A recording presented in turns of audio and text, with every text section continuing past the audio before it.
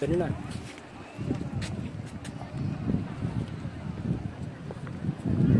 पढ पनि